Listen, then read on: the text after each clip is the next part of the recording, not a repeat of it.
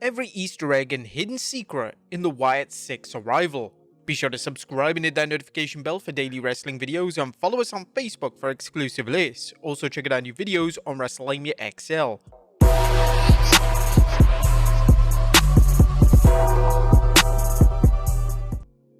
Number 1, are they stalking Seth Rollins? As Seth Rollins made his triumphant return to Raw this week, and during his promo, fans noticed a mysterious figure lingering around in the crowd. It was hard to make out, but the figure took the shape of Uncle Howdy, so it appears that Howdy and his factions were keeping an eye on the former world champion ahead of their anticipated debut. This could have been a trick to throw people off the scent, as some were speculating that the faction were going to feud with Rollins. This speculation predominantly came from the fact that Rollins was one of the Fiend's arch rivals, and of course, the Fiend defeated Rollins to win his final world title in the company. Whilst it doesn't look like the stable are going after Rollins at this stage, it's entirely possible that this is a future program, and who knows, maybe the Wyatt Sick6 stable cost Rollins the world title at the upcoming Money in the Bank PLE. Number 2, their arrival was teased. As we all know, the arrival of the faction was teased over a period of months. WWE successfully implemented a viral marketing campaign that contained QR codes, and this was designed to build up the lore of the faction and tease their eventual debut. Interestingly, on this week's Raw, characters from the Firefly Funhouse were seen throughout the show. Notably, Rambling Rabbit was seen in the locker room during Chad Gable's promo, and Husker's Pig was seen backstage allocated close to Kairi Sane. In relation to Gable, there was a tease of what was to come, as Gable was massacred by the faction to close out Raw. When it comes to Sane, this was an interesting call, as Sane has no links to the faction at this stage. However, one member of the group, that being Nikki Cross, needs a name to feud with, and someone as insanely talented as Sane may be just a perfect candidate. Number 3, what links does each member have to Bray Wyatt? The faction is no doubt designed to honor the memory and life of the late great Bray Wyatt. Bo Dallas's involvement in the faction is linked to him being Wyatt's brother, of course. Dallas previously portrayed the sinister Uncle Howdy during Wyatt's final WWE run. Eric Rowan was one of Wyatt's closest friends, and he was a key member of the legendary faction known as the Wyatt family. When it comes to other members of the faction, that's where WWE may need to add some context and exposition. Nikki Cross doesn't have direct links with Wyatt, however she has a mysterious borderline creepy persona in the past. The last time she was on WWE TV, she was in some type of trance, and some have been speculating that Howdy was controlling her. Joe Gacy is another name that doesn't have clear-cut connections with Wyatt or even Bo Dallas, yet Gacy's NXT persona often went down a dark path, so it's possible that this is why he was picked for the faction. Dexter Lumis is a wildcard choice in the group, as Lumis has been portrayed as this deranged outcast throughout his WWE tenure. We know that Lumis has a love for art, and this was seen in one of the QR codes, as an individual was seen drawing pictures for a therapist, and it's been implied that this could have been Lumis. One of the common themes running through the QR codes was that these names were lost souls and needed spiritual guidance. These names without a doubt fit the bill for these types of characters, and it'll be a fascinating watch as the WWE expand their backstories more and more as the weeks and months go on. Number 4, Firefly Funhouse characters come to life. It was reported before Bray Wyatt's passing that he wanted to bring the Firefly Funhouse to life. This would have been a wonderful visual, as arguably the Firefly Funhouse represented some of Wyatt's finest work. Thankfully, Wyatt's original vision is now being realized, as each member of the Wyatt Sick6 represents a different member of the Funhouse. Bo Dallas is of course playing Uncle Howdy, Nikki Cross is Abby the Witch, Eric Rowan is Rambling Rabbit, Joe Gacy is Huskers the Pig, and finally Dexter Lumis is Mercy the Buzzard. It's unknown if their prior characters will be mentioned on WWE TV, however in this new era of WWE, continuity is king, so it's possible that the WWE commentary team directly referenced that those names have been in WWE before, as it's a common trend that Triple H doesn't like to insult the viewer's intelligence.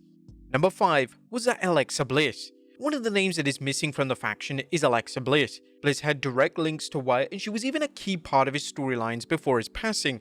Bliss is an incredible talent, and fans were under the impression that she would have been involved in some capacity in the storyline. Whilst on the surface it looks like Bliss isn't involved, all hope isn't lost, as one fan during this week's Raw believed that Bliss was watching the group on. Fans seem split on whether this image could actually be Bliss, but it wouldn't be out of the question for WWE to slowly reintegrate Bliss back into the Wyatt world. Bliss has been off WWE TV for some time now, and there have been no official reports on her status as a talent. WWE could maybe look to present Bliss as the sister Abigail of the group, but that's just a theory and there's no information to support the claims other than Bliss's prior work alongside Wyatt. If Bliss is involved in the faction, then this makes a ton of sense to re-debut her on in the storyline. Bliss is arguably the biggest name out of all the names involved, and she is a multi-time former champion, so WWE may look to tease Bliss's involvement for the foreseeable future if that's the route that they're planning to go down. Number 6. The theme song. When Bray Wyatt returned to WWE in 2022, he would debut a brand new theme song. Wyatt's song was titled Shatter, and it was produced by Code Orange. It wouldn't be hyperbole to state that the song was up there with the best WWE songs of the past decade, as it perfectly suited the version of Wyatt that was being presented on screen. It's therefore welcome that the new Wyatt Sick6 faction are reusing the theme. This honors Wyatt in a grand way, and the song still matches the more sinister side of the faction, as the song has those ominous beats that the dreaded Death Rebel would fail to capture. Number 6. Luke Harper Tribute. It's not just the legendary Bray Wyatt that the faction is paying tribute to. Another influential and beloved name that passed away is Luke Harper. Harper was one of the members of the original Wyatt family alongside Wyatt and Eric Rowan, and Harper was incredibly close behind the scenes with both men. The group is paying tribute to Harper in an incredibly classy way, and one of the tributes comes in the form of Rowan's mallet. A mallet was a weapon of choice when Rowan was in the Bludgeon Brothers tag team alongside Harper. Additionally, it looks like Harper's mask from his time in the team is being presented on the back of Rowan's jacket. The attention to detail in every single element of this faction's appearance and presentation is outstanding. This is the care and diligence WWE fans crave, and Wyatt would be extremely proud of each member of the faction for an acclaimed debut that has the wrestling world buzzing. Number 7. Uncle Howdy's Glove. As time goes on, more and more tributes to Bray Wyatt are likely to be seen with the faction. One major tribute on Raw this week came in the form of Uncle Howdy's Glove. Howdy's signature glove simply had the word Bray written on it. There's fan speculation that Howdy may adopt some of Wyatt's signature moves, and whilst Howdy should no doubt have his own moveset, paying tribute to his brother by delivering a Sister Abigail or two would be a nice touch, and it'd be a great way for fans to rejoice in their memory of Wyatt. Number 8. Who is the 6th member? As things stand, there are only 5 members of the faction, and with the group being named Wyatt 6, aka the Wyatt 6, there appears to be a name missing. Whilst WWE could ultimately add names such as Alexa Bliss to the mix, it has been the discourse on social media that the 6th member of the group is the spirit of Bray Wyatt. This is a truly beautiful tribute, and it's possible that one of the members of the group addresses this in a promo in the coming weeks. After all, this is Wyatt's vision and legacy playing out on screen, and having Wyatt's spirit as a 6th member is a sign that WWE are going to handle this storyline and the faction with the utmost respect and dignity. Why didn't the group attack Jey Uso? The group's official introduction came as Jey Uso was celebrating his win on Raw. It looked like at first that the group was going to target main event Jey, but then it was quickly ruled that Jey wasn't their target. So why did the group target names backstage such as Chad Gable as opposed to Jey Uso? Jey has adopted the Fireflies in recent months, as the crowd love to light up the arena as Jey makes his entrance. Jey has been open and honest in how this is a tribute to Wyatt as opposed to Jey stealing the concept for himself. So in a kayfabe world, is it possible that the faction see Jey that is positively honouring Wyatt and in turn are leaving him alone?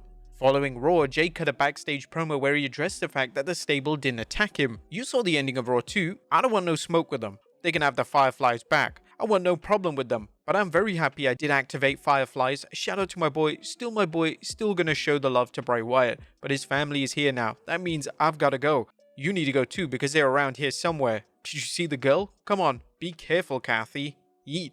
A little is known about the motivations of the group at this stage, and all we know as fans is that the group wanted to deliver a massacre, and they certainly achieved this on this week's edition of Raw. What do you guys think of these hidden secrets, and is there a 6th member? Let us know in the comments down below, and I'll see you next time with some more wrestling content.